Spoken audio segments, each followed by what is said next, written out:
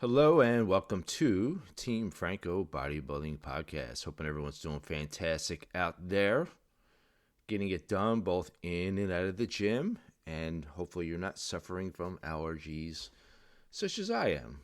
Even though we had such a lousy winter and I love the warmer weather coming, but unfortunately it affects my breathing, so therefore I sound a little bit more congested, but I'm not sick. All right, so on to the topic and my rant of allergies. This one's near and dear to my heart, only because I'm going to let you know right from the start that I've been through this, where sometimes the grass is greener when my early days, so I can relate to this and I will get into deeper. And I've also witnessed it firsthand as a coach when clients will hire me because they think I'm better than the coach that they're using, or people and physique athletes will hire a different coach because they think they need a change or they're better for looking for some other direction. So I've been on both sides of the coin as a coach, as a physique athlete. I've never had a real coach for an extended period of time, but I used to look into certain supplements and be caught up just because.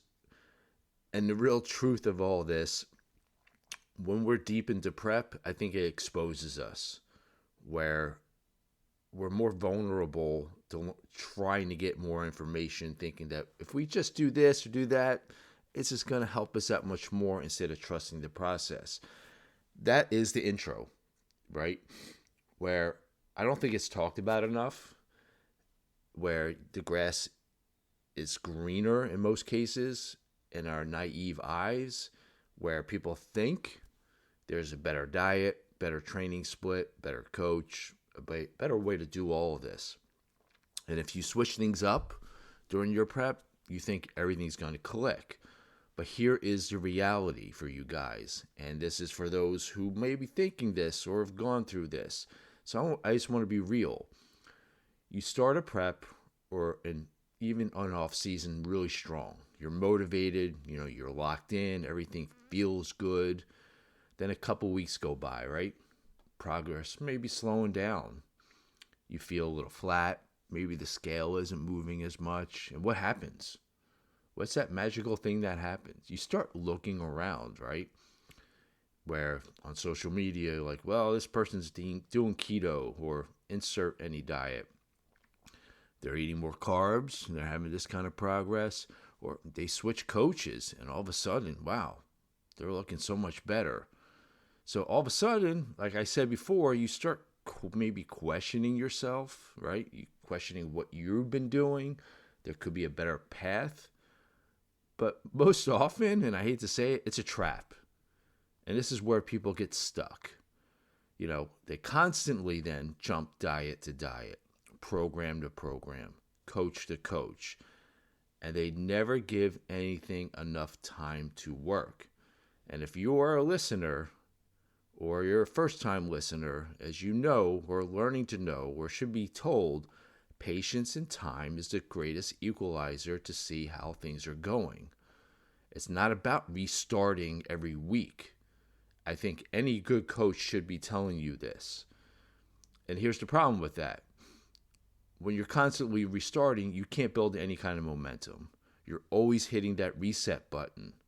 You're not gaining the data that is so important to learn how your physique is responding. You're not learning about your body. And then most importantly, when you're constantly trying to search for new things, mentally, it's draining. It just knocks you on your ass because you're constantly looking, oh, this supplement, oh, maybe I should switch coaches.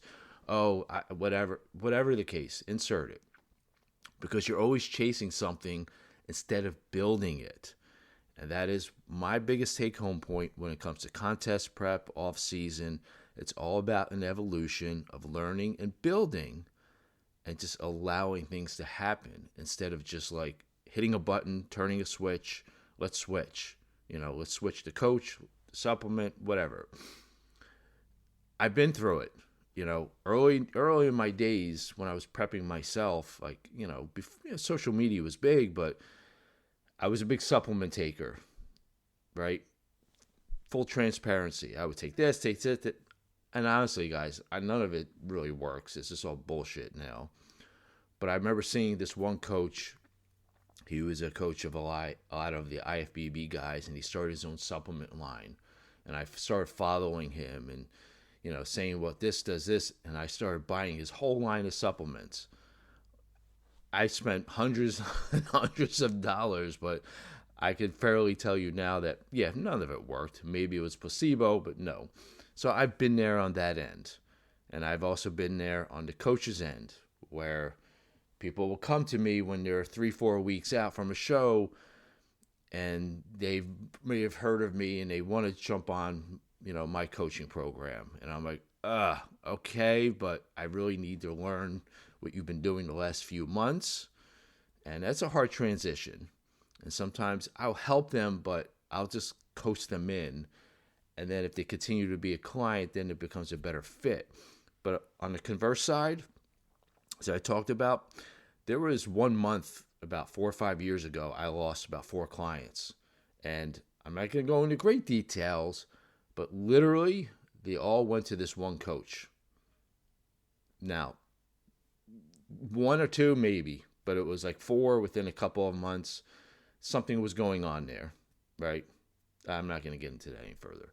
Anyway, another point is the social media effect. And you hear me talk about this quite often. And I think social media makes this 10 times worse when the grass is greener, at least. Because again, you've heard me say, you see highlight reels, right? You don't see the person, the months of consistency, the struggles they may have, the boring days of just doing work. You're only seeing the days. You're not seeing the days where nothing's changed. What you only see is the end result. So you think they must be doing something better than me. When in reality, they probably just stuck to their program of grinding in and grinding out every single day. But then you see the result, the highlight reel, thinking, oh, let me contact Joe Blow and see what they've been doing. And hoping that you can get that shiny object that they look like they've been using. But lo and behold, most likely it's just boring work that they're doing. And they just given themselves the time of grinding in and out of the gym. So that is, to me, something that you need to be aware of. I honestly believe, and this is sometimes a hard pill to swallow for most of you guys out there, but I was also into this boat many years ago. And I think the real root of this, why we think the grass is greener and we search for other things, is because 1, we're insecure, and 2, there's impatience. And when you combine the two, it becomes a bitch to deal with. And I think sometimes that's human nature. But as I talked about before, contest prep really exposes us. It just makes us more of what we could be. So unfortunately, some of us who might be a little insecure become more insecure. And here's the part that people don't like to admit, is that yes, when progress is going well, unfortunately, they don't see it in themselves because they're constantly searching for a little bit more. I see it all the time. When someone is leaning out, getting stronger, looking better week to week, but unfortunately in their eyes, it's not happening fast enough for them. And that's when they start doubting themselves. And that's when the insecurities stick in a little bit more, and the lack of patience. And all of a sudden they start thinking, you know what? Maybe it's not working. Maybe I need to try something better. And in reality, nothing is wrong. They just need to trust the process long enough to let it play out, right? Where sometimes you got to zoom out and see how far you have come instead of micromanaging days or even just a week.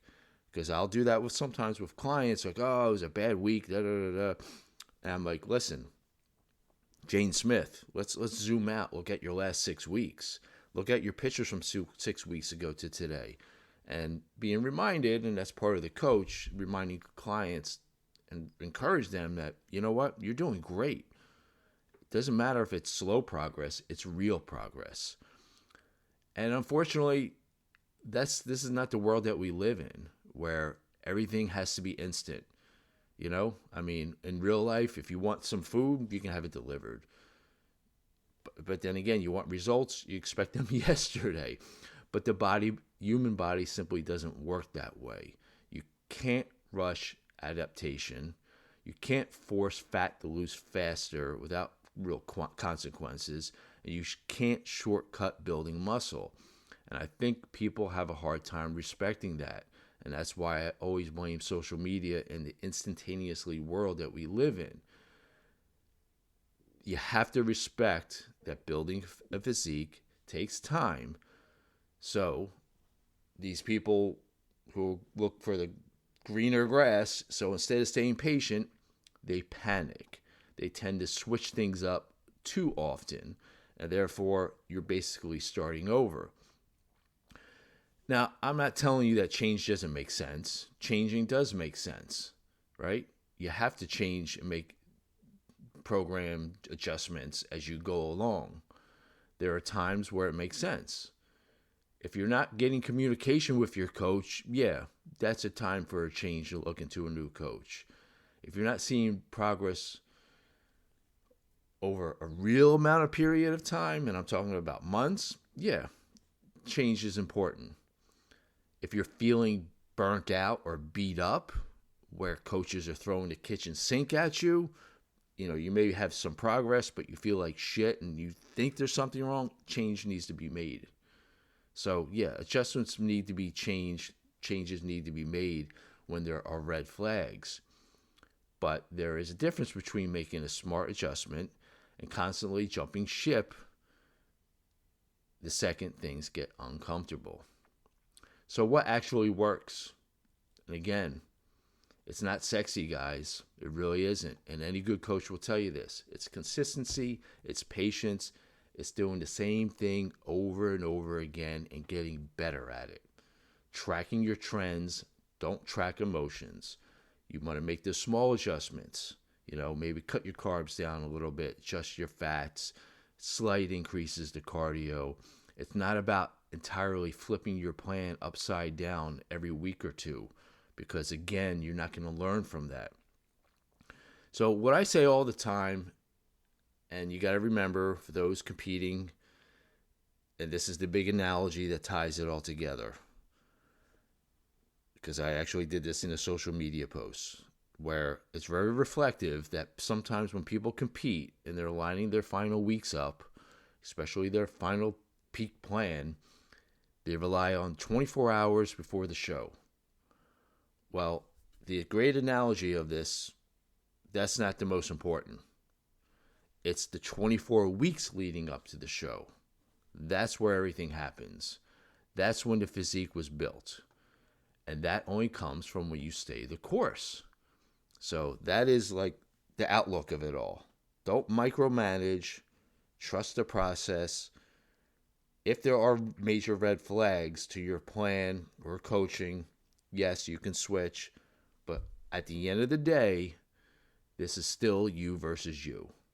It's not you versus the person on Instagram. It's not you versus the person, that you're competing or stepping on stage, because it's not offense and defense. It's you about you, staying within yourself, trusting your instincts, giving it time to actually work. And honestly, stop looking for the greener grass, because most of the time it's not greener, it's just different. So that is something that's near and dear to my heart, where I think most of you guys can learn from if you're first-time competitors, or you're possibly having insecurities about your current prep, which I get. Like I said, I shared with you my things that I went through, but really it just comes down to trusting the process, riding your own wave, having good communication with your coach, and constantly evolving. That's it. All right, guys. Hopefully this one's hit home for you. If you have any questions or if you're interested in my philosophies for coaching, you can always hit me up, fitfranco@verizon.net. I'll talk to you next time.